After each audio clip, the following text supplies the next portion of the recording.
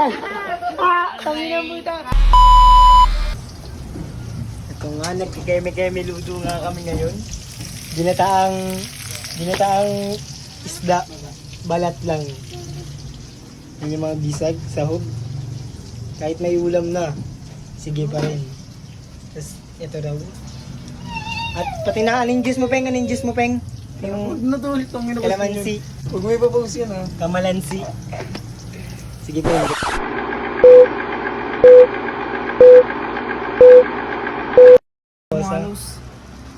Tamang electric fan, balikin keng na. Uy, gago, bibigay na yan. Ang galing magluto ng kuya namin. 2,000 years later. At eto na, luto na ang ginitaang apeng. Ang sarap niyan. Sarap niyan sa... Yan. Yan. Dito nyo lang matatagpuan yan. Saan lang matatagpuan niya? Sa Dito Carriedo. lang yan sa Carriedo. Carriedo.